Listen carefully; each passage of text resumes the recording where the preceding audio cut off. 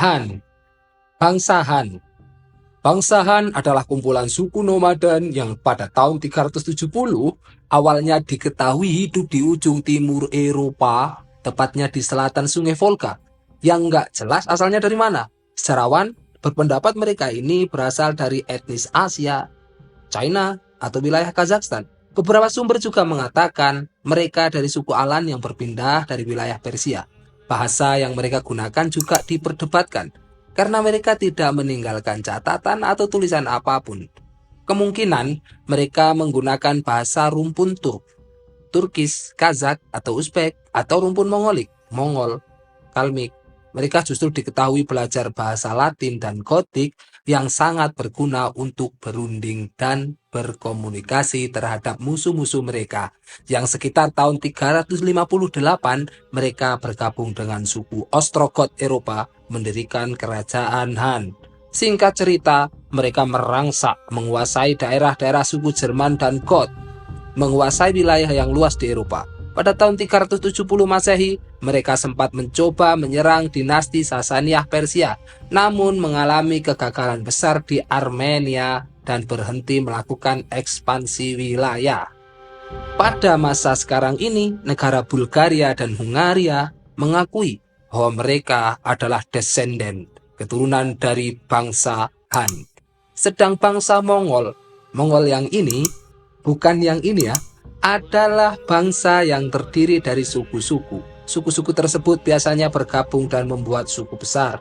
Sejarawan Arab sering menggunakan istilah Tatar atau Mongol. Keduanya adalah ras yang sama. Akan tetapi sejarawan Barat membedakan keduanya, di mana Tatar tersebar di Asia Tengah seperti Uzbekistan, Kazakhstan, Ukraina, Tajikistan, Kyrgyzstan, Turkmenistan, dan Azerbaijan.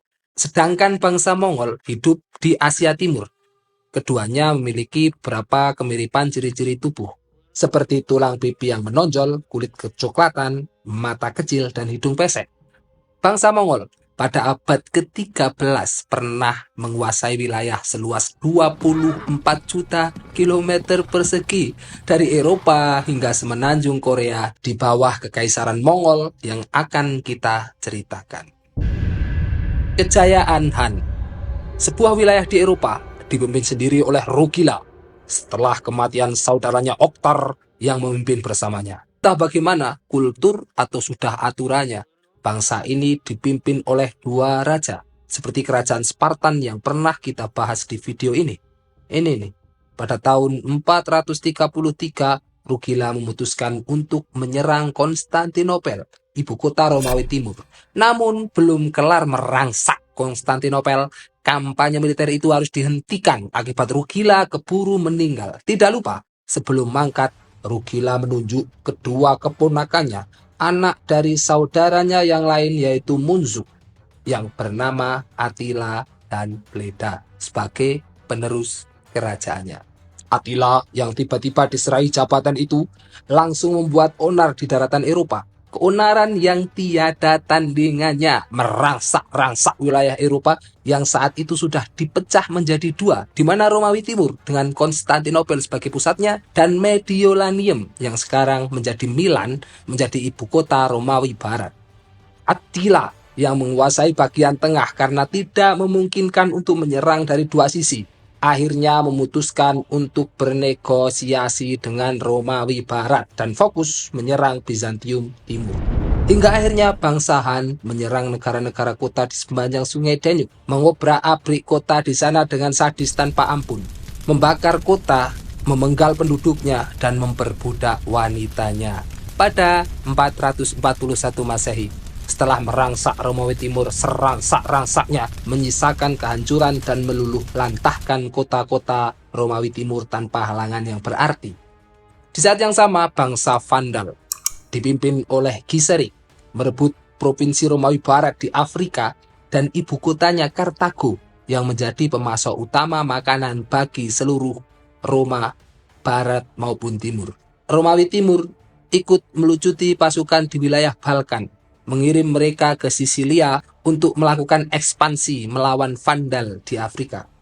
Hal ini memberikan Attila dan Bleda kesempatan untuk menyerang menuju Balkan.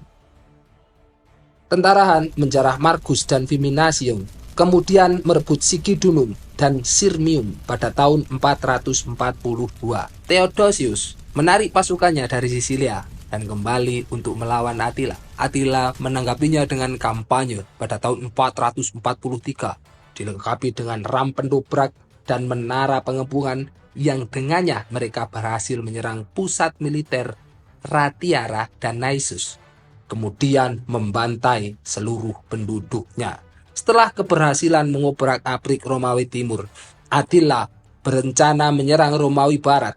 Pada tahun 445, Attila diyakini membunuh Bleda agar menjadi penguasa tunggal.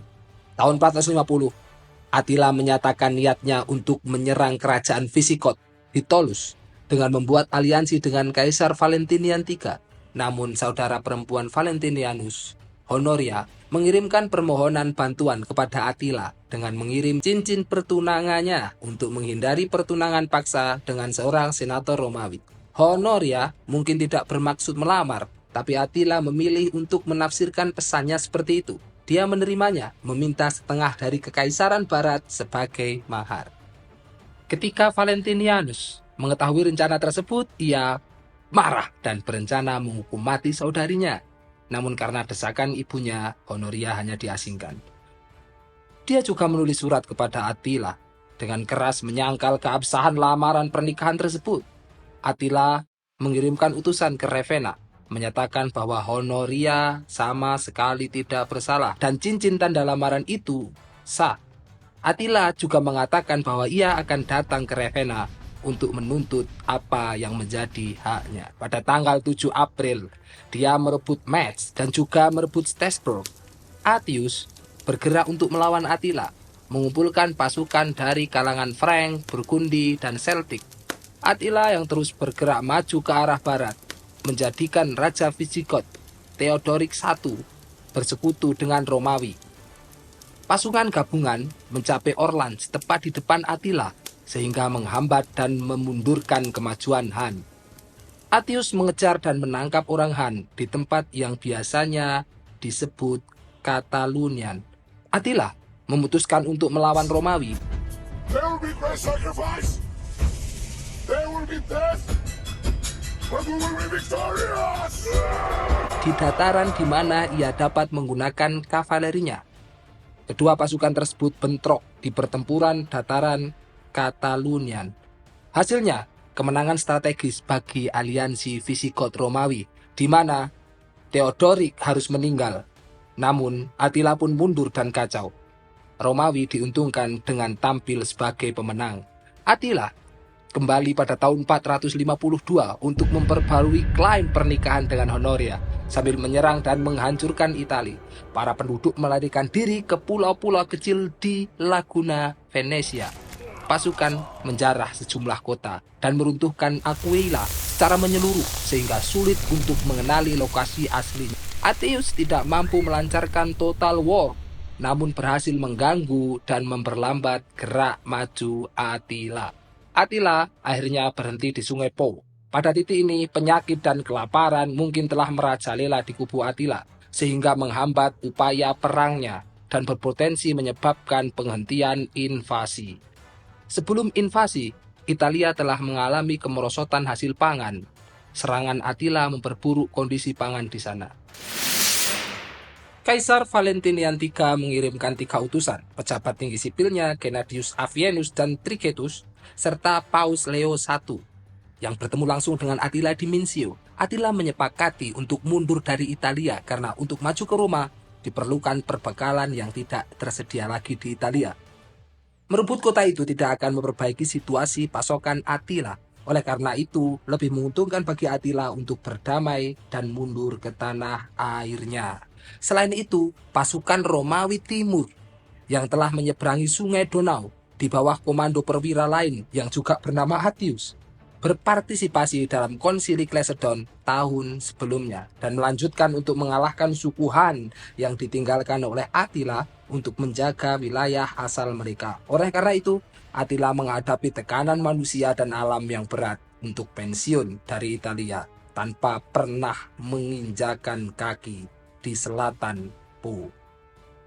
Di Kekaisaran Romawi Timur, Kaisar Marsian menggantikan Theodosius II dan berhenti membayar upeti kepada bangsa Han. Attila mundur dari Italia ke istananya di seberang sungai Donau, sambil membuat rencana untuk Konstantinopel sekali lagi untuk mendapatkan kembali upeti. Akan tetapi, dia meninggal pada bulan-bulan awal tahun 453 ketika pasukan Han melintasi pegunungan Alpen untuk kembali. Attila secara tiba-tiba tewas setelah pesta besar malam pernikahannya dengan seorang perempuan dari suku Han. Legenda mengatakan bahwa Attila tewas akibat pendarahan hebat setelah minum berlebihan saat pesta pernikahannya. Setelah kematian Attila, terjadi kemunduran bangsa Han karena serangan bangsa Jerman dan Bizantium Romawi Timur.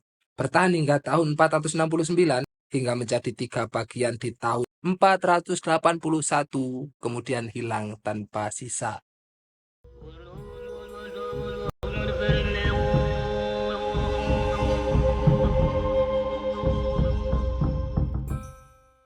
Enam abad selanjutnya, pada tahun 1162, di wilayah jauh dari wilayah Balkan, tepatnya di daratan Mongol yang tandus, lahirlah seorang anak yang bernama Temujin, yang memang sudah beda abad dan beda wilayah, tapi sama-sama akan menjadi mesin pembersih populasi yang efektif, tidak kalah brutal, fatal, dan tentunya fenomenal.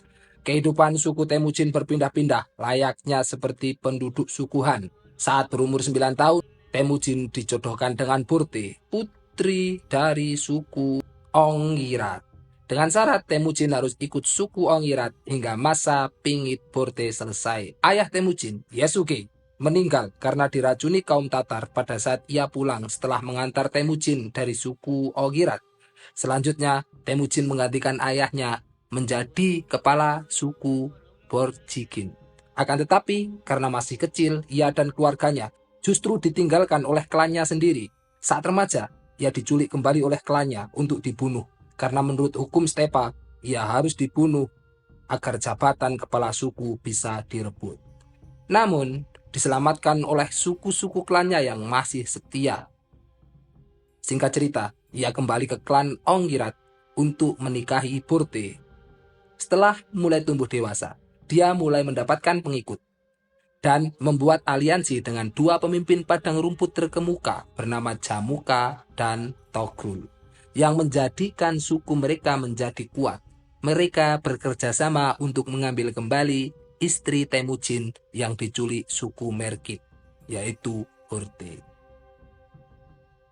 Seiring meningkatnya reputasi, hubungannya dengan Jamuka memburuk menjadi peperangan saudara. Temujin dikalahkan secara telak di tahun 1187, diserahkan kepada penguasa Cina, dan mungkin menghabiskan tahun-tahun berikutnya sebagai bawahan dinasti Qin. Setelah muncul kembali pada tahun 1196, ia dengan cepat mulai memperoleh kekuasaan. Togrul mulai memandang Temujin sebagai ancaman dan melancarkan serangan mendadak terhadapnya pada tahun 1203. Temujin mundur, kemudian berkumpul kembali dan mengalahkan Togrul. Setelah mengalahkan suku Naiman, mengeksekusi Jamuka, dia menjadi satu-satunya penguasa di padang rumput Mongolia. Temujin mengadakan pertemuan besar yang disebut Kurultai di sumber sungai Onon pada tahun 1206. Kemudian diangkat menjadi Khan dengan gelar Genghis Khan. Disinilah ia berhasil melaksanakan perintah mendiang ayahnya Yasuke untuk menyatukan Mongol. Setelah menguasai 1 juta orang, Genghis Khan memulai revolusi sosial, merubah sistem konfederasi Stepa sebelumnya dari tahun 1204 hingga tahun 1209. Ia disibukkan dengan penstabilan kekuasaannya. Tidak lupa memulai meransak-ransaknya klan yang menculik Burte, membumi hanguskan klan tersebut tanpa sisa. Juga berhasil membalaskan kematian nenek moyangnya yang dibunuh oleh kerajaan Jin. Temujin, yang dijuluki Genghis Khan, mengirim utusannya ke Khawarizm, dinasti Islam Sunni yang berasal dari Mamaluk Turki, penguasa Iran Raya, untuk bernegosiasi. Utusannya dibunuh. Benteng Bukhara direbut pada bulan Februari 1220.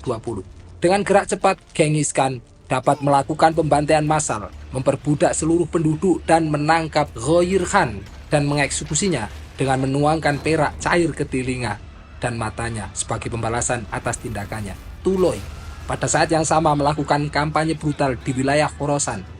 Setiap kota yang melawan dihancurkan. Nishapur, Merv, dan Herat, 3 kota besar dan terkaya di dunia, semuanya dimusnahkan. Dari sinilah Mongol mendapat stempel sebagai bangsa yang kejam, di mana mereka merangsak seransak-ransaknya seluruh wilayah yang dikuasai dan membunuh jutaan nyawa manusia. Genghis Khan tiba-tiba menghentikan kampanye di Asia Tengah pada tahun 1221, kembali ke Mongolia pada awal tahun 1225. Ia menghabiskan tahun itu untuk mempersiapkan kampanye melawan Xia demi menguasai seluruh daratan Cina. Memulai bulan-bulan pertama tahun 1226 dengan direbutnya Kara Khoto di perbatasan barat Xia. Bangsa Mongol mengepung Lingwu yang sekarang terletak hanya 30 km di selatan ibu kota Xia, Zhongxing, pada tanggal 4 Desember. Genghis Khan dengan tegas mengalahkan pasukan bantuan Xia. Han menyerahkan pengepungan kota itu kepada para jenderalnya dan bergerak ke selatan bersama Subutai untuk menjarah dan mengamankan wilayah Jin. Belum selesai kampanye militer dan segala macam kebrutalan ransak-meransaknya, Genghis Khan keburu mati.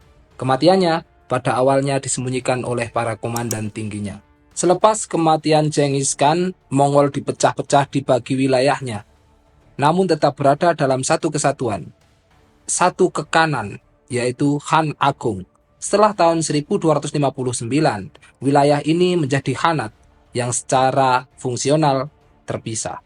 Perpecahan semakin tampak diawali dengan kekalahan di Ain Jalut melawan Mamaluk Mesir tahun 1260, di mana saat itu Kubilai Khan harus pulang menggantikan Arik Boke yang mati sebagai Khan Agung. Sebelumnya, Kubilai Khan telah melakukan pembunuhan massal dan pembantaian terhadap wilayah pemerintahan Abbasiyah, membumi hanguskan ibu kotanya, Baghdad, dengan kehancuran tiada tara. Disusul berdirinya Golden Horde oleh cucunya, Batu Khan, anak Joshi Khan, anak tertua Genghis Khan yang telah mati sebelum kematian Genghis Khan. Meski pada masa Kubilai Khan, Mongol kembali jaya, berhasil memperluas wilayah sampai seluruh Tiongkok, Korea, Burma, Vietnam, dan Kamboja. Bahkan pasukan Mongol pernah melakukan agresi militer ke Jepang dan Jawa. Namun tidak berhasil. Kubilai Khan lah yang membangun dinasti Yuan di tanah Cina. Pasukan suku Han terkenal di seluruh dunia kuno sebagai penunggang kuda yang unggul dan prajurit berkuda yang terampil. Saat tidak berada di perkemahan, mereka dikatakan menghabiskan hampir seluruh waktunya di atas kuda, makan, minum, dan bahkan tidur di atas kuda. Suku Han adalah pemanah berkuda yang hebat, namun mereka juga menggunakan tombak dan pedang dari pelana.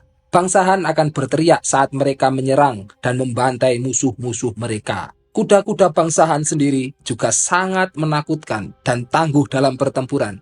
Kuda-kuda mereka adalah binatang yang kuat, kekar, dan tangguh, yang sama-sama senang di salju tebal atau daratan. Mereka memiliki surai panjang, ekor lebat, dan kuku-kuku lebar. Kuda-kuda perang ini yang dihiasi dengan kepala tentara musuh yang dibantai, dikatakan sangat setia dan akan menggigit, juga menendang musuh dalam pertempuran.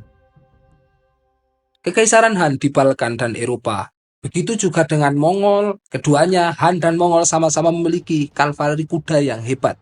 Sepertinya kavaleri kuda itulah yang menjadi kunci kemenangan mereka. Kekejaman Kekaisaran Han di Balkan dan Eropa di abad ke-6 dibanding dengan Mongol sama-sama memiliki perilaku barbar yang hingga saat ini kisah mereka terbentuk menjadi simfoni kekejaman yang menjadi sejarah kelam kehidupan manusia. Priscus, seorang sejarawan yang hidup pada saat itu berkata, "Ketika kami tiba di Naissus, kami menemukan kota itu sepi, seolah-olah telah dijarah. Hanya beberapa orang sakit yang terbaring di gereja. Kami berhenti tidak jauh dari sungai, di ruang terbuka. Di seluruh permukaan tanah di dekat tepi sungai itu penuh dengan tulang belulang orang yang terbunuh dalam perang." Metode eksekusi di kalangan suku Han adalah penusukan dan penyaliban. Priscus menyaksikan penusukan seorang pria Han yang dituduh menjadi mata-mata Romawi dan penyaliban 2 budak Han yang telah membunuh tuan mereka. Berbeda dengan Han, Mongol memulai pertempurannya dengan mengirim utusan kepada pimpinan suatu wilayah dan memberikan pilihan untuk menyerahkan wilayah atau perang. Di beberapa kasus, daerah taklukan akan menjadi kerajaan boneka Mongol.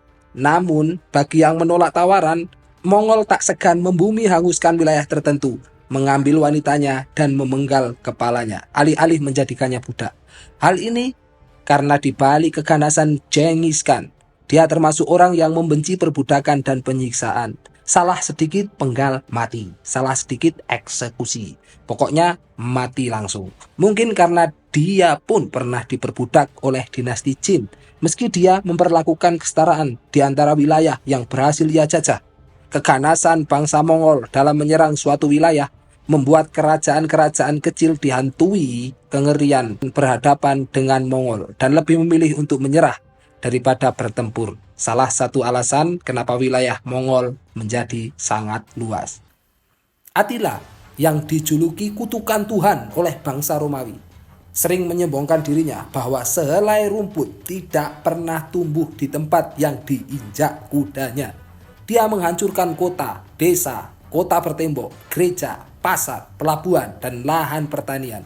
Suku Han tertarik untuk merampas manusia, hewan, harta, dan tanah. Mereka menghancurkan sumber makanan untuk musuh-musuh mereka, dan tidak ada seorang pun yang selamat dari kemarahan mereka, termasuk para pendeta, biksu, dan biarawati yang sering dibantai oleh suku Han ketika melakukan perampokan melalui Eropa Timur.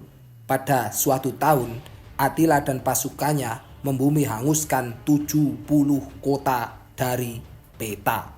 Kebiasaan bumi hangus yang diterapkan Attila menjadi bumerang baginya ketika pada tahun 452 ia terpaksa meninggalkan kampanyenya di Italia dan kembali ke ibu kota kayunya setelah kehabisan makanan. Ketakutan orang Romawi sering membuat mereka lebih baik membayar upeti daripada harus bertempur. Namun Attila yang pada dasarnya hanya membentuk kekuatan untuk melakukan ekspansi dan hanya menjadikan hal tersebut untuk mengulur waktu yang akan dilanjutkan dengan kampanye besar-besaran mereka. Orang-orang Romawi lebih menganggap mereka sebagai bangsa perampok yang mementingkan keuntungan serta hasil jaran perang daripada cita-cita membangun imperium besar. Ini dibuktikan dengan peta kekuasaan Attila saat memimpin dan cara Attila bertempur. Pada perang pertempuran dataran Catalonia, Attila sebenarnya mendapatkan kemenangan, namun kesulitan dan kondisi berat menjadikan Attila memilih mundur, yang dimana membuat Romawi yang sudah hancur lebur menang secara politik, meskipun berada di ambang kekalahan yang nyata. Antara Han dan Mongol mendapatkan keuntungan sistematis dari ketakutan yang tertanam di masyarakat musuh. Cerita-cerita yang dibesar-besarkan dan keengganan untuk mendapati resiko peperangan membuat keduanya unggul di atas angin, meski musuh mereka bersenjata lebih modern. Selain daripada konflik yang terjadi di negara-negara musuh, keduanya diunggulkan dengan kavaleri yang tangguh. Mongol dan Han sama-sama memiliki pasukan kuda yang handal di balik kuda-kuda mereka yang kecil dan gesit. Pemanah yang on target, meski sering ditertawakan karena akurasi panah mereka dibanding dengan Roma misalkan yang memiliki persenjataan yang lebih maju. Namun di bawah manusia barbar yang tiap hari memegang busur panah justru menjadikan mereka unggul saat berperang. Mongol dan Han juga mengambil teknologi musuh, di mana pada saat itu, pada abad ke-6, Han pertama kali terlihat menggunakan pendobrak dan menara pengepungan ala Romawi untuk menembus benteng musuh. Begitu juga Mongol yang sangat adaptif dan adoptif dengan peralatan yang maju saat itu. Dimulai dengan hanya pasukan berkuda ringan pada awalnya. Setelah wilayah Mongol luas, diketahui mereka telah menggunakan katapul, balista, bubuk mesiu berupa tombak api dan panah api yang dulunya adalah senjata-senjata yang mereka takuti, namun akhirnya mereka menggunakannya juga. Meriam, bom besi, bahkan bom guntur penggetar surga yang menakutkan. Bangsa Han setelah kematian Attila mengalami kemunduran dan bubar. Sebelum Attila berkuasa, bangsa Han telah mengintegrasi wilayah dari tahun 373 bergabung dengan bangsa Ostrogoth pada tahun 358 hingga kematian Attila pada tahun 453. Han bertahan hingga tahun 480 dan bubar, membuat bangsa ini bertahan hanya sekitar 1 abad. Sedang bangsa Mongol setelah Temujin berhasil menyatukan seluruh Mongol pada tahun 1206 dan kematiannya di tahun 1227, setelah itu masih bertahan hingga tahun 1270. Dihitung dari runtuhnya dinasti Yuan Cina yang meneruskan kekaisaran Mongol, kekuasaan Mongol tidak mencapai 200 tahun. Alasan kenapa kedua bangsa ini tidak bertahan lama adalah karena pemerintahan sebelumnya atau penduduk jajahan mereka hanya menunggu waktu untuk membalas kekejian bangsa barbar tersebut.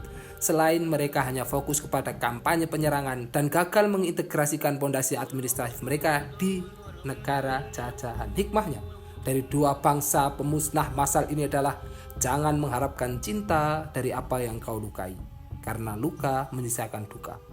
Apa yang kau tanam, itu yang kau tuai. Tidak ada kejayaan dan kemuliaan yang hakiki. Kehebatan itu bukan dari seberapa besar dan seberapa kuat, namun dari seberapa cinta yang terbentuk. Semoga bermanfaat. Jangan lupa subscribe, like, and share. Comot sana, comot sini, comot logi, comot kerapi.